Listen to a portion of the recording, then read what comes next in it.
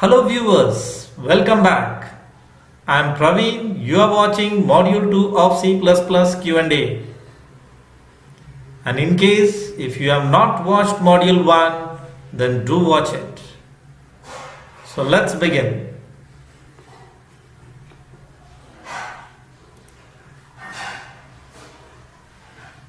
Our first question of today is, what is a class? And write a program to create a class called employee consisting of name, designation, ID, salary as class variables. Using this class, print 5 employees information by reading the information of employee. So what is a class? A class is a user-defined data type which has data members and data function. So it's a user defined. It's something similar to an integer, float and all that. So but you can define the data type. So it's the integer, float, all these data types are already provided by the operating system. Whereas this is something like a structure if you have worked in C. So this is a user-defined data type, and the unique thing about it is having the data members and the data functions.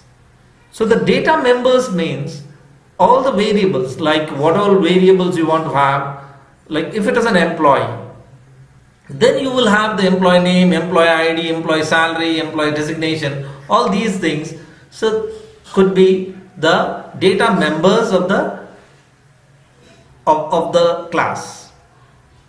Now the member functions are the one which are going to work with this data.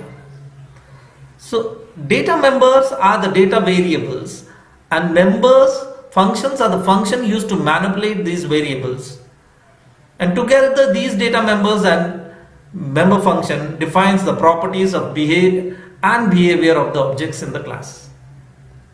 Now what does that mean is, the data members are the data variables and member functions are the functions which are going to go and manipulate, make changes. Like you want to input the data, then you would have something like set data. You want to get the data, from that particular class, then you will have get data. You want to display the information, you will have a display data. So something or functions of those names, and they uniquely set data will set the value to the data. So data variables, basically if you have an employee, then you will set the value for the employee name, the employee ID, the salary, all these things. Now here I have given an example of a simple C++ structure. So you can see here, this is a class name. The user defined name, you can give any name. So maybe an employee. So every class starts with a name class. So when you tell class, then it is telling that you are starting a class. So it's class, then you tell, okay, it's a class name, the name, unique name that you are giving to the class. Then you are actually telling access specifiers here. What does this access specifiers mean? The access specifier is something like whether the data is going to be private, whether it's going to be public, whether it is going to be protected, what is going to be, like all the variables, all the data members or functions that are going to come after that access specifier. Now in case if you don't have an access specifier, you don't specify the access specifier, then it's actually understood it's a private. The next one is data members, and the next one is member functions which are going to work with this data member.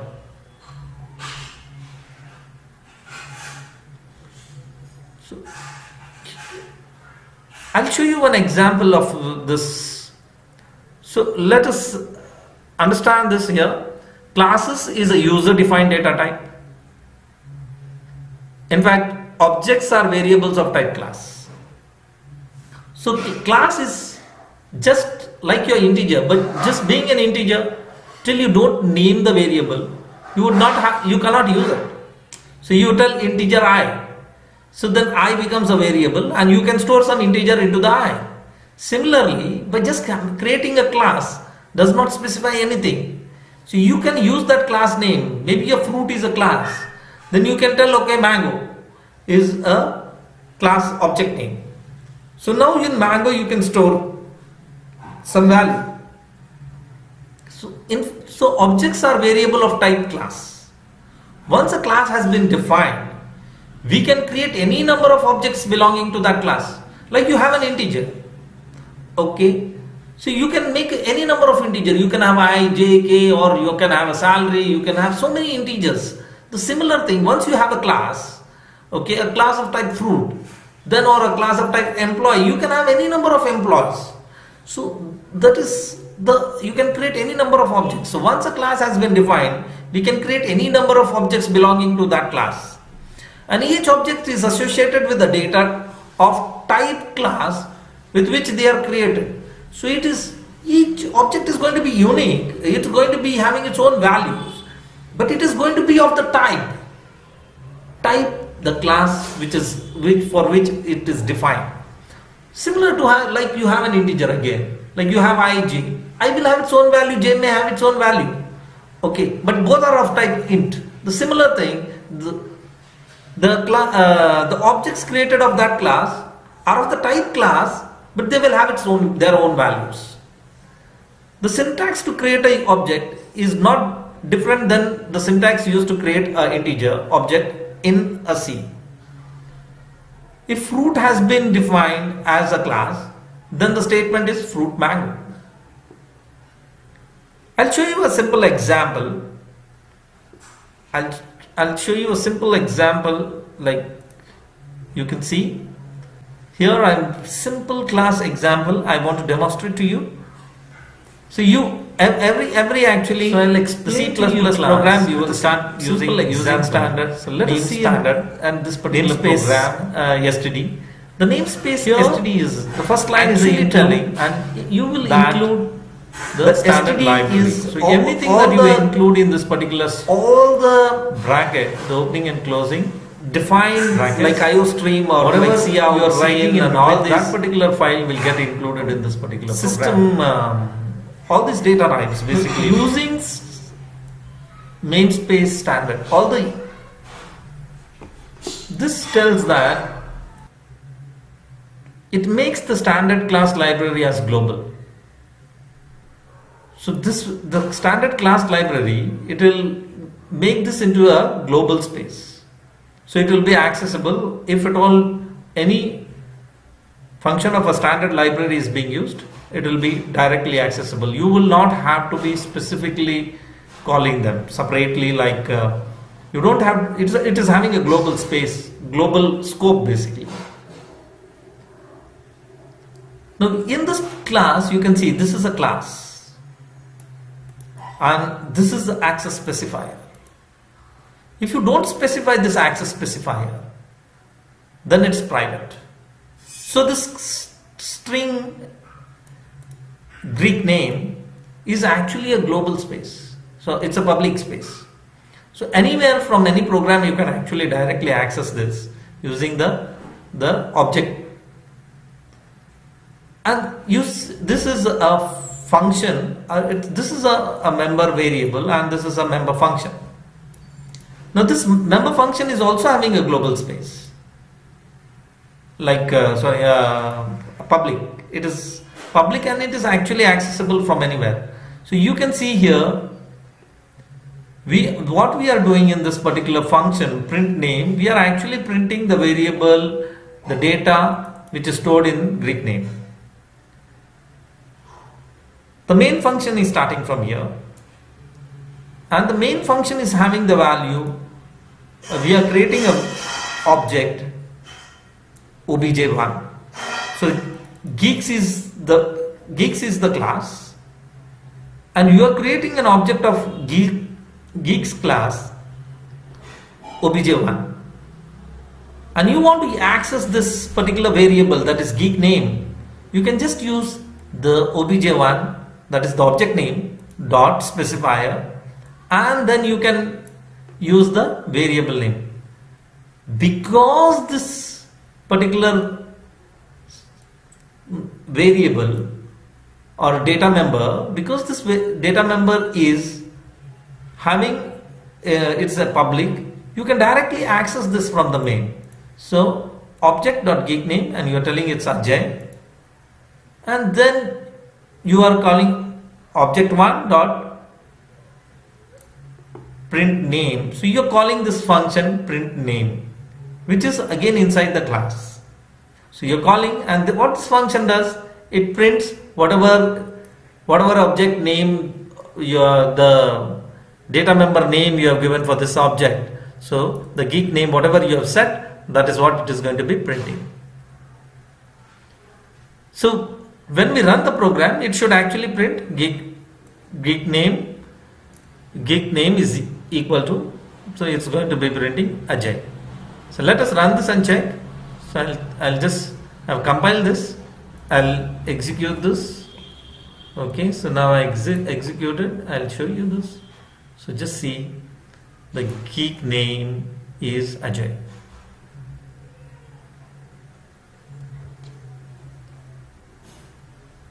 So it's a simple program. I hope you have understood the program. Very easy it is. So you have a class. Okay, you can have any number of variables. The string is there. You can have integer, I, j, anything you can use, and that same you can call it from here. So you want to make something like another variable. You can write here integer I. Okay, this becomes another data member, and you can also print, okay, that I see out, and you tell, okay, I value.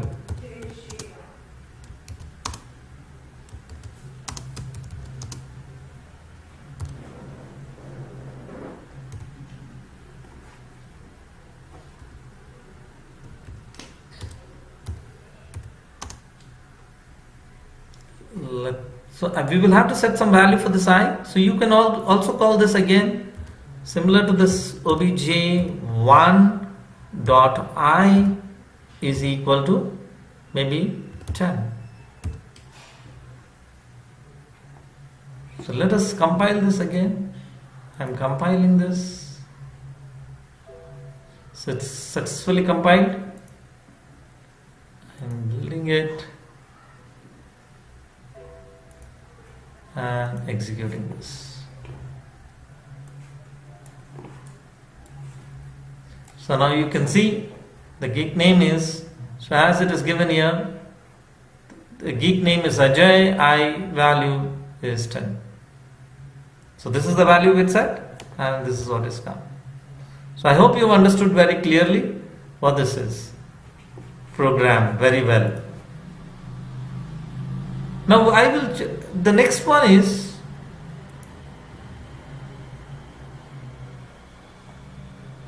so we'll go back to our question actually. Write a program to create a class called employee consisting of name, designation, ID, salary. So there are 4 data members, name, designation, ID and salary are class variables. Using this class print 5 employees. So 5 employees value we should actually enter, and we need to print them. So okay, I will go back to this and I'll show you. There is a program now, and again include the top line of the program. You can see include iostream. So this iostream is having C in, C out, all that. Using namespace standard.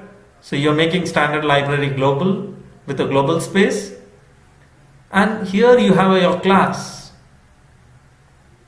So your class is actually, just trying to remove some spaces. Okay, so here these are the 4 variables, whatever they've told, whatever has been told in the question. So write a program and we need to create name, designation, ID and salary. So now you can see it is name, designation employee ID and salary. So these are 4 variables which data members have created. Then it is, what is the other things they have asked? They asked, using this class print 5 employees information by reading the information. Now, so I have created an employee. This is a constructor. I will come back to constructor going forward. And this is another variable, this is another function called print. What this function does is, it is going to print the value. Whenever we call this, it will print the value of name, designation, employee ID and salary. So this is all this program is. I have created, there are 2 functions you can tell. One is a constructor, okay, and the other one is a function. Now, when you create an employee, so here it's a main function which gets executed whenever you start the program. So you are creating employee is a class, and you are creating an object called E, and we are giving this because this constructor, if you look at this constructor here, this constructor, the first value is the character string, and the second one is again another character string, the third one is an integer, and the fourth one is a float. So here exactly that is what we are doing. Whenever we are creating an employee class,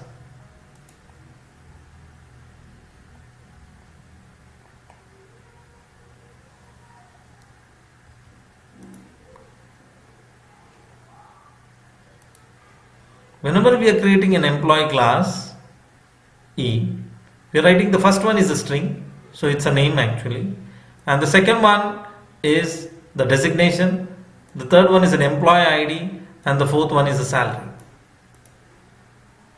So I have created another employee called F, and again I have written the name, the designation, the employee ID and the salary. Similarly, I have created another employee G, and the name, comma, designation, comma, employee ID, comma, salary. So I am calling so many N, H and I, and then what I am doing is I am doing it in reverse order. You can see I am trying to print it first.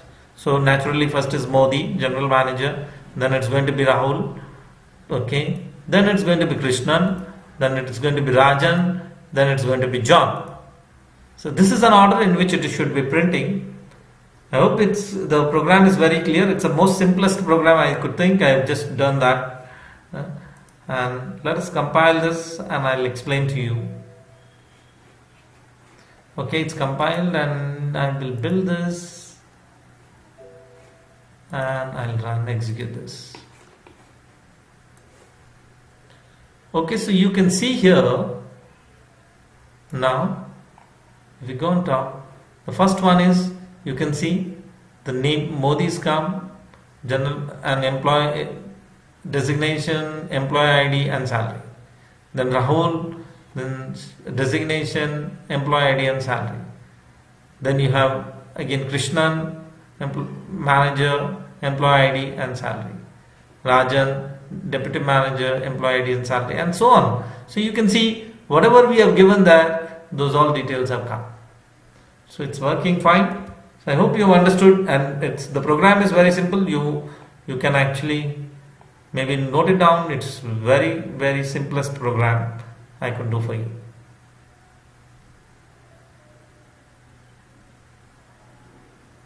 Okay, so let's go back and look at the next question. What are access specifiers? Our next question is, what are access specifiers? How many access specifiers are in C++? Explain with example for each. So what are access specifiers and how many access specifiers are used in C++? So let us go and see this. What is access specifier? Access specifier or access modifier are used to implement important features of object-oriented programming known as data hiding. Now, I think if we recollect the program which I actually showed you, I was telling you about some access specifiers there, like a public and private. So those are actually access specifiers. So access specifier in a class are used to set the accessibility of the class members. So whatever you are going to define after that access, specifying the access specifier, that becomes the accessibility. So whether it is member functions or the data members, whatever are specified after the access specifier, they will have that particular, the access specifier above is actually defining what is the space or what is the visibility. So access specifier is in a class are used to set the accessibility of the class members. That is, it sets some restrictions on the class members not to get directly accessed from the outside function. So in case if you are defined as a private, you cannot access it from outside. So only those data members or functions which are defined as public can be accessed from outside, and all the others actually have to be accessed from inside the class itself or inside the object itself.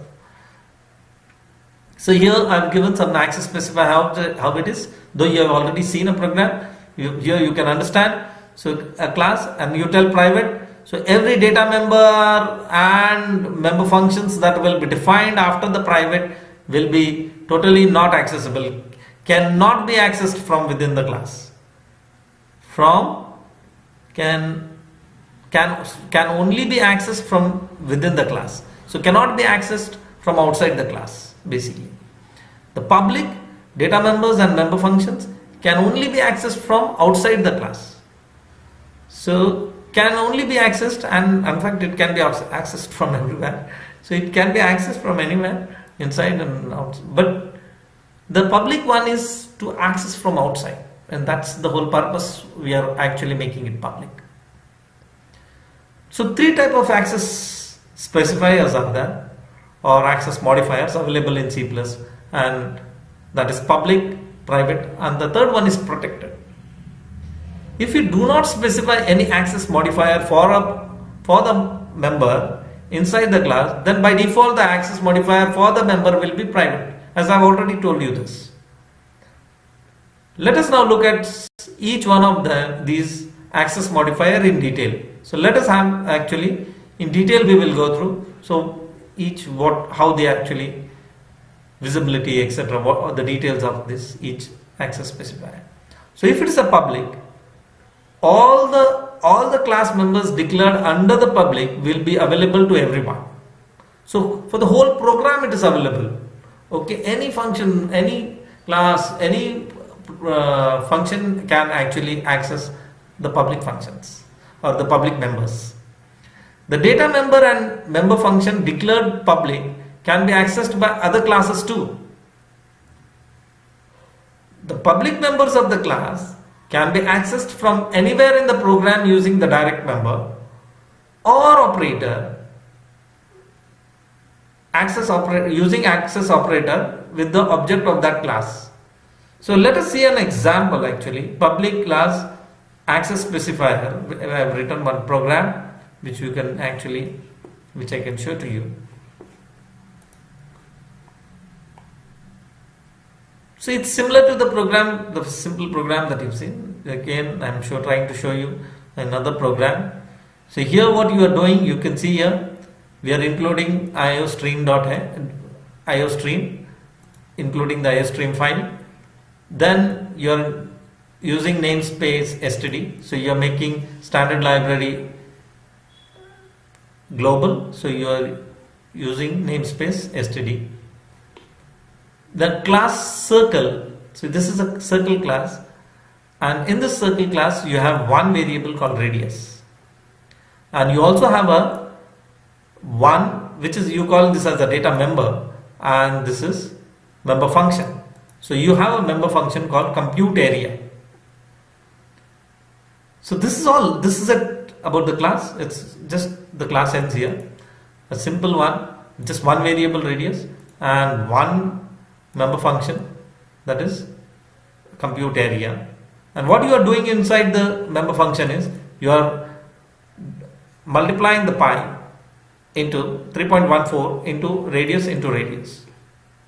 So you and return that particular value. So this function, as you see, it can return a double value and it accepts no value.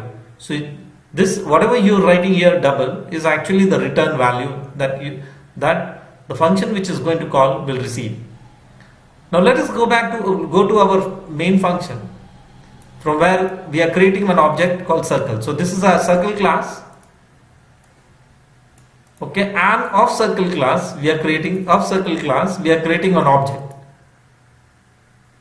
Object.radius is equal to 5.5. So you are setting the value of this radius from this directly. So you are accessing that particular data member directly from the main function. So in case this was private, then it wouldn't have worked. Because this is public, it is working.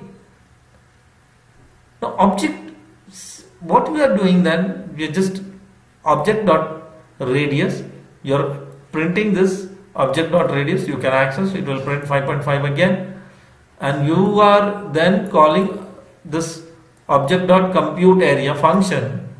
Okay, so using this object, the compute area function, and it is going to give the radius. So let us run this and check, see what happens.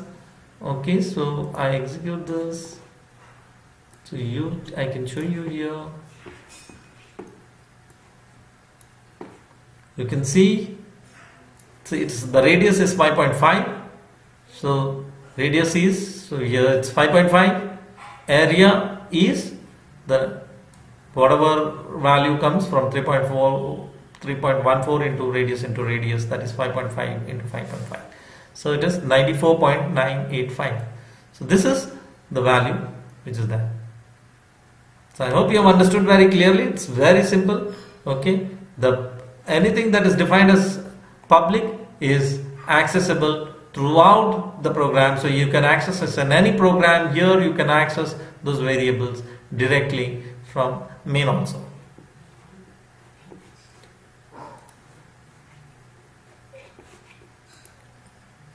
The next one is a private. A class member declared as private can be accessed only by the function inside the class. So as I already told you, if you have not defined anything, it's private. And if you define as a private, it can be accessed only the functions that are inside the class. So they are not allowed to be accessed directly by any objects or function outside the class. So outside the class, like we just seen in the public, the radius which we could access from the main function, if at all the radius was declared as private, it would not have been possible to access that. Only the member functions or the friend functions are allowed to access the private data members of the class. So let us see the with an example now. Only the member functions or the friend functions are allowed to access. So all the member functions which are defined inside the class can use this, can access this variable, and even friend functions. If you have defined friend functions, the friend functions can also access this variables. So I will show you one program. So as you can see, this is the same program, but here now what we have done is the double is radius. This radius is private. So it's the same program that is include IOStream, then using namespace standard. So you're making yesterday the standard library with the global space. You are having a class called circle, and in circle class you are having a data member called radius, which is a private data member. Then you have a public member functions, and the public this is access specifier public. It ends with a colon. Okay, all the access specifier they end with a colon. Okay, so this private, and after that colon, public, and after that colon. Then you can see here, this is what is going to be a return value double and compute area as the same program what we have seen. This is a public, whereas now we have made this radius as a private. Now let us try to run this. So I will compile this Now what we are done in the main function, we have created a circle class and object of a circle class, and we are trying to access the radius directly from the main function, which will not be allowed. So let us see.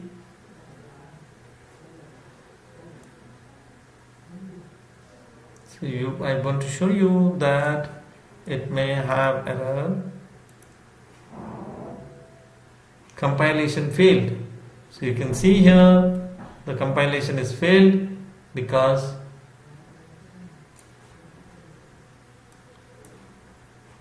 the reason is you cannot access. Here it is telling double circle is private.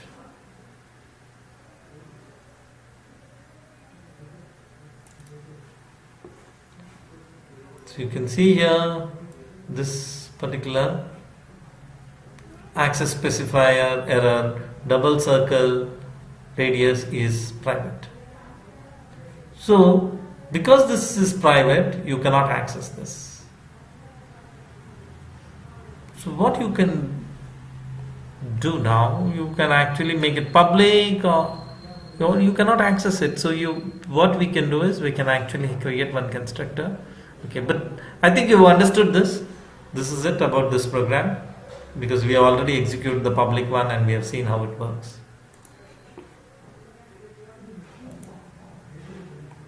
The next one is protected. The protected access modifier is similar to that of private access modifier. The difference is that the class member declared as protected are inaccessible outside the class, but they are accessed by any subclasses derived of that class. Now what does exactly that mean is, like if you have it's actually if any class inherits a particular class, then that inherited class can use the data members what are protected. So I will show you the program again. So you might have not gone through the inheritance, but it's a simple program to make you understand. So we'll learn about this actually.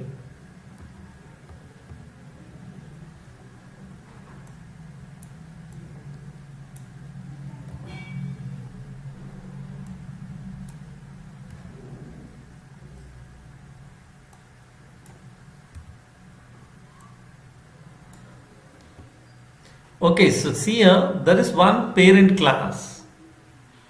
There is a class called parent, and it's having a protected data member called ID protected. Then there is a child class which is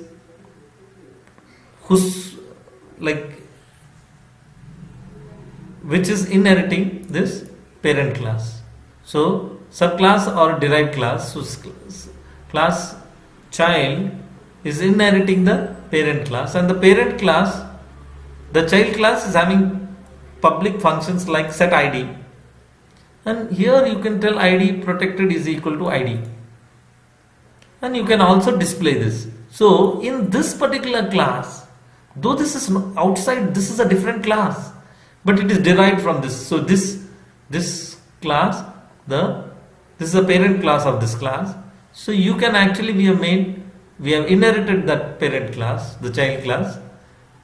You can access, the child class can access the variable, protected variable of the parent class. That is what is here. You can see that we have created, in the main function we have created only an object of a child class, and then we tell object1.setId. So you have a function called setId. Okay, and what you are doing is you are giving that value 81, you are sending the value to this one. So the 81 comes here, and the 81 is assigned to ID protected, which is a data member of parent class. Then you tell object1 dot display ID. So display ID is what it does is ID protected is and it displays the data member of the protected class, of the parent class. So let us run this and you will understand better. Okay. And for every C++ program, one thing you would have to see here, that the C++ program, by default it is actually int type, so you always have a return 0 in a C++ program.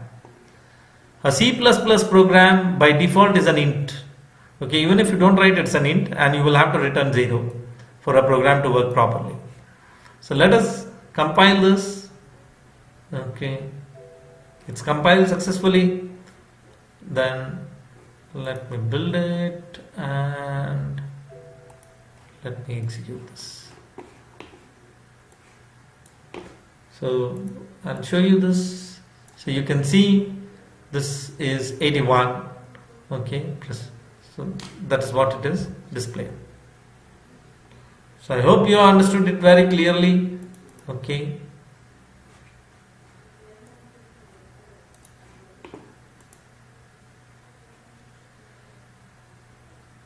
So next question is, why friend function is required? Write a program to add two complex numbers using friend function. Now, why friend function is required? So first, let us understand what is a friend function.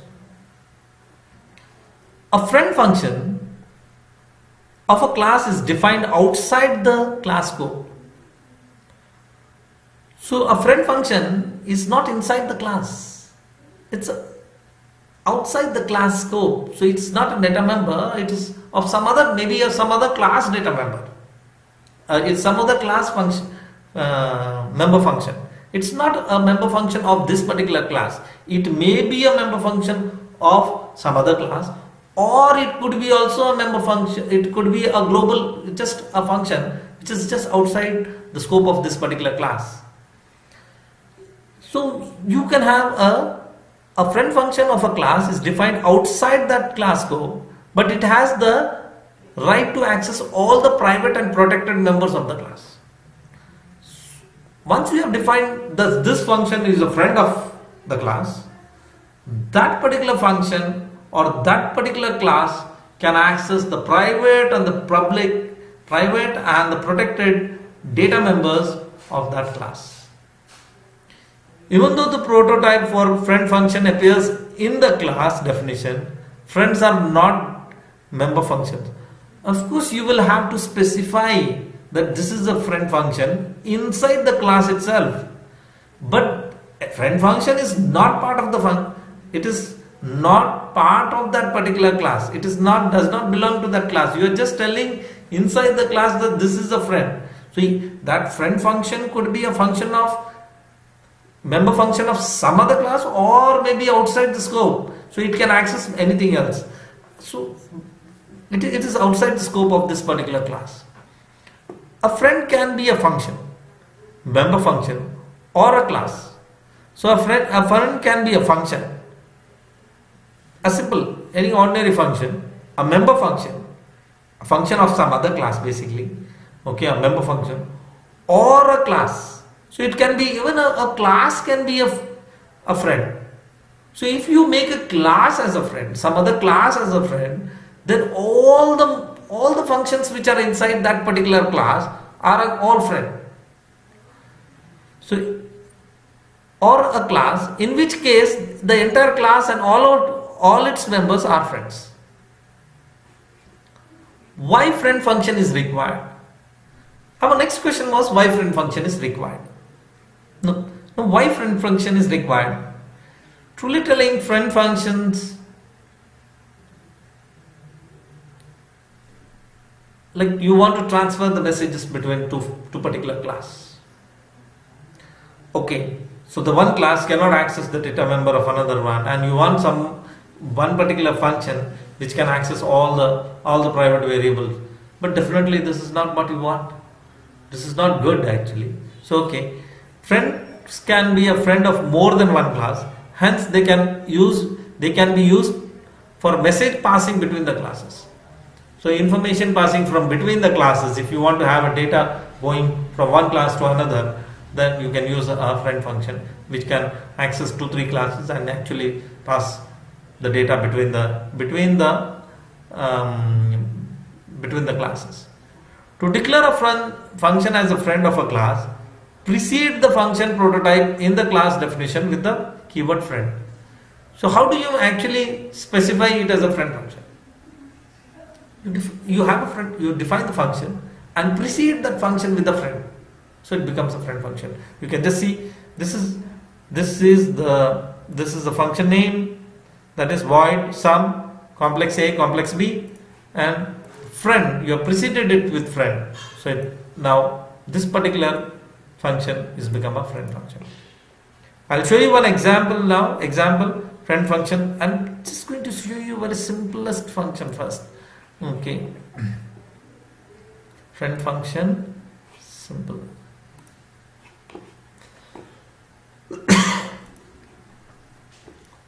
So here we have a simple friend function. It is like you have a class A and it is having a data member called integer A, and it's having this is a constructor basically, and you tell A is equal to 99. You also have a friend function. Now show A. The show A is a function which is outside the scope of this class. So this is a class and this is outside the scope of the class. This is not part of the function. It's not the part of this particular class, and it's outside the scope. And here what we are doing is we are printing the value of, that is A, that is value of A.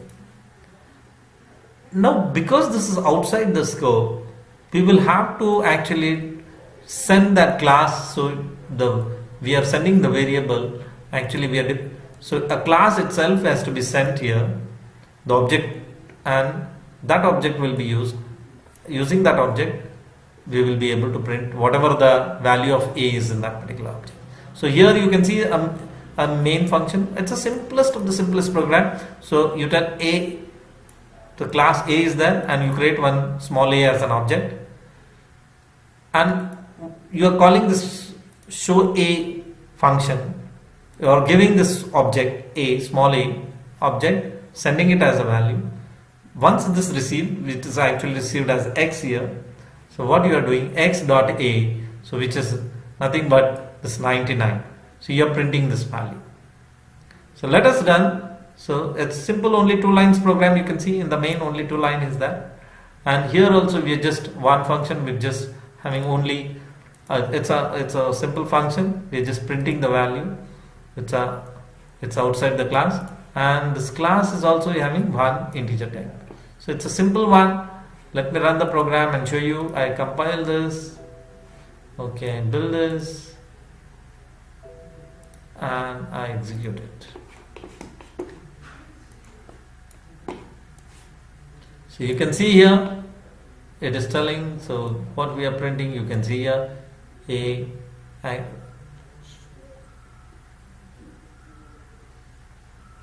then small a is equal to 99. So you can see this is it. I hope you have understood. So the next one is where I'll show you the program that we are supposed to do, that is write a program to add 2 complex number using friend functions. So okay, let us do that. So 2 complex number.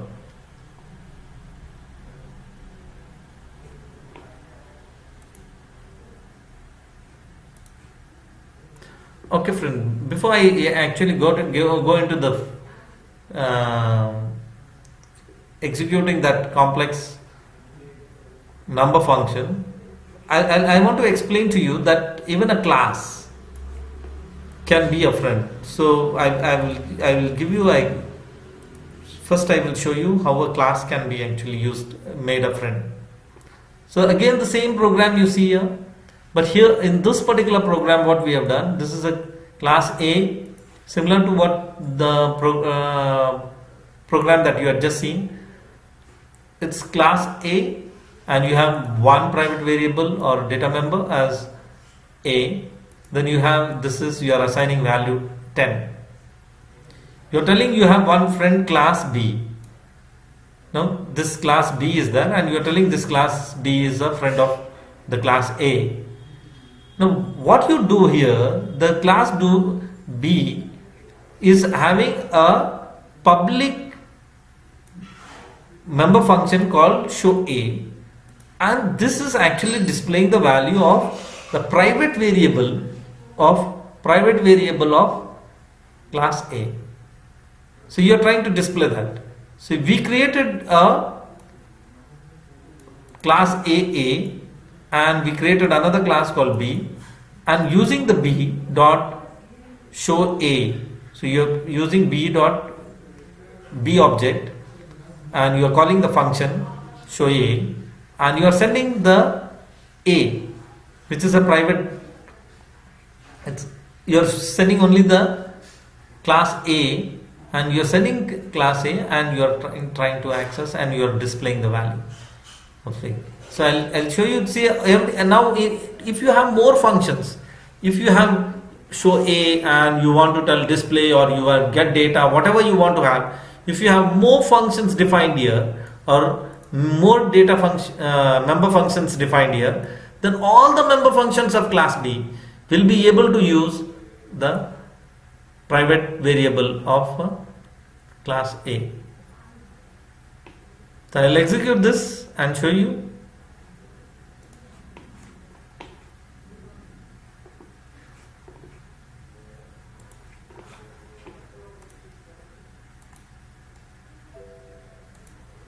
Okay, so it's compiled successfully, and you can just see again it is A is equal to 10. So this is it.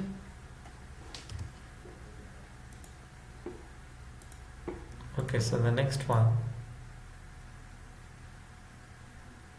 write a program to add two complex numbers using friend functions. So okay, we'll finally come to this main program that we were supposed to do. So write a program to add two complex numbers using friend functions. So two complex numbers. So we have two complex numbers. Now a complex number, we are making a class, and a class is having two variables, real and imaginary. Okay, and we are having one constructor. What it does is it is actually asking us to give a value for real and give value for imaginary.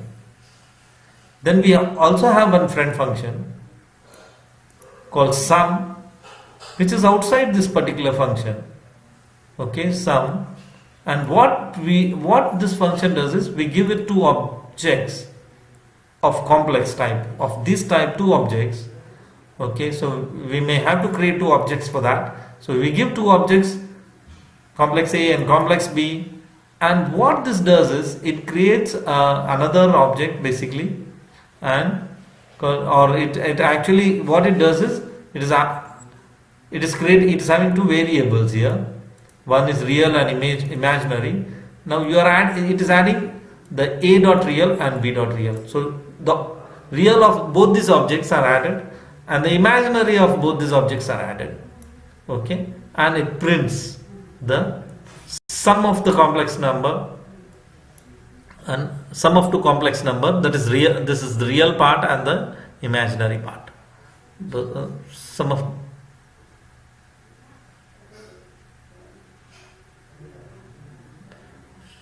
So I will actually show you this particular program. I'll run it. So you can see the main function we have created, complex A, complex B. The two objects are created, A and B. Then you call the friend function AB, and you have to give the value of two objects.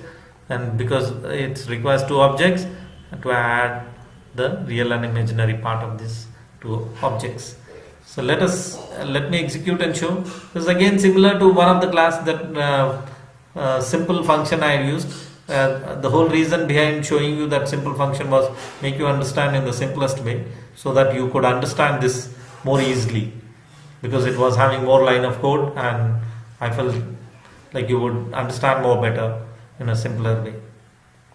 So I hope you've understood this also. I'll just compile this. So compile, build, and execute.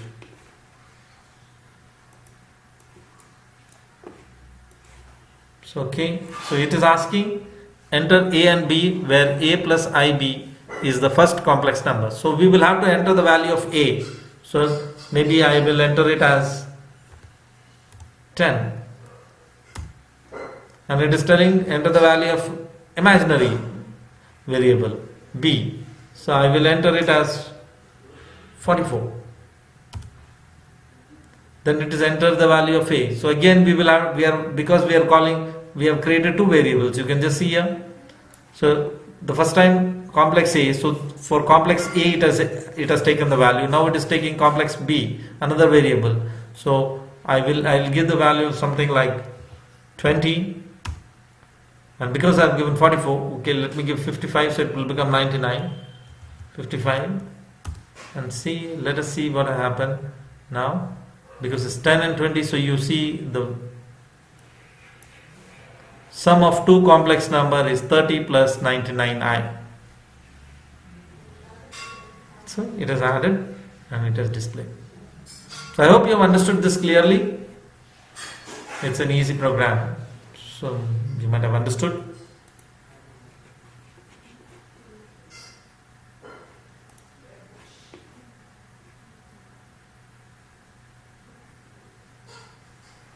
So important point to remember with friend functions. The friend function should be used only for limited purpose. Too many functions or external classes are declared as friend of a class with protected or private data. It lessens the value of encapsulation of separate classes in object-oriented programming. The whole purpose of the object-oriented programming is getting defeated by having more friend functions, because the whole idea behind the classes and the objects is that you keep the data encapsulated and you only make the functions visible to the outside world. So wherein here, if you are accessing the data directly or the data variables directly, then it's actually defeating the purpose of the OOPS or object-oriented programming. Friend function is not mutual. Now this you would have to remember. Friend function is not mutual. If a class A is a friend of B, then B doesn't become friend of A automatically. Okay, so if class A is a friend of B, then B does not become a friend of A automatically. You would, if at all you want it to be other way also, then you would have to specify that. If it is not specified, then only A is a friend of B, not B. B is not a friend of A. Friendship is not inherited. So if the friend function is defined in the superclass, then the subclass does not actually inherit the superclass friendship. So friendship is not inherited. The concept of friend is not there in Java. So in the other programming language like Java, the concept of friend is not there. So as I already explained to you, that you have to use it very cautiously, because it's actually defeating the purpose of object-oriented programming. So that's why it is not there in some of the programming languages. Okay, the next question is define class and objects. So I think you have already seen this. You know what is a class, you know what is an object. How arrays are used within class. Demonstrate with simple program. So here I have a program.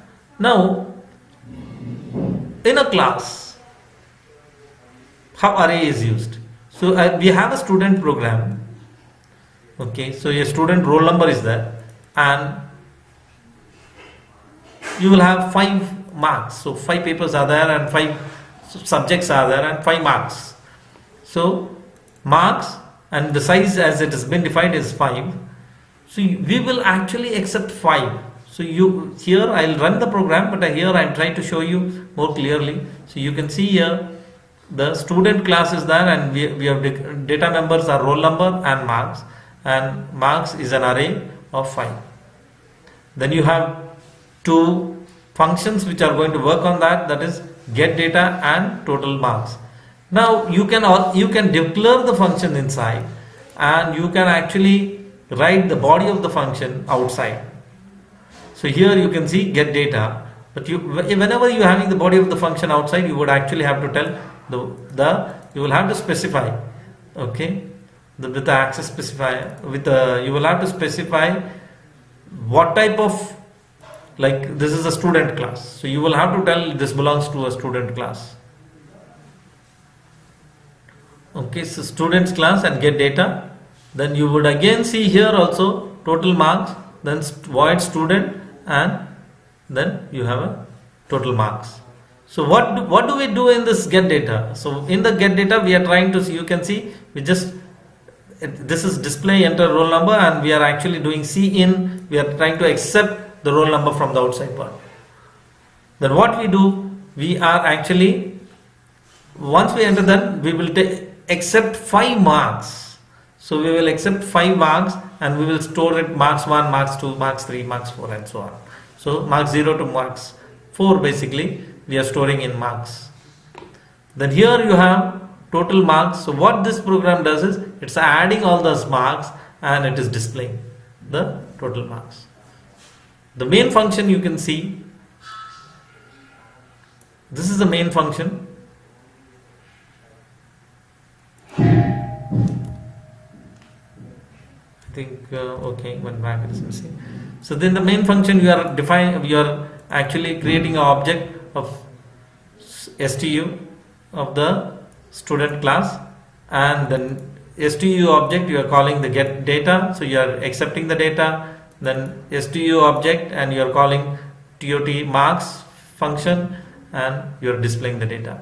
So let us actually, I have this program, and I will, okay, so this program is here, the class 5, I hope you can see this, the class student, then as a roll number and marks, these are data members, and these are the member functions, get data and total marks, and here you can see these two functions are here. Okay, let us run this and see what exactly we get the answer. So compile, okay, compilation failed, something is, okay, compile, build, okay, so we just saw that and execute. Here okay, so program, as you have seen, it is asking for the roll number. Compile. So we will enter 1 as a roll number. Okay. We can enter marks for 5 subjects. So subject 1, like, we'll enter something like 70, 80, 90. Okay, this again 70. Here also we missed one bracket. So, okay. So it comes to 90. 15, 24, 24 plus 32. This program was not tested, so 390 is proper. It's working. It's also proper. You can see the program again. Okay, so this program is executing. You can have a look of the program. This is always a good practice. Space. Then we had told the size. Brackets is 5. The standard practice class in the industry. So let's practice that. In the student class, you have roll number and you have two functions, get and total marks. And this get data function is here, and this is total marks function, and this is the main function.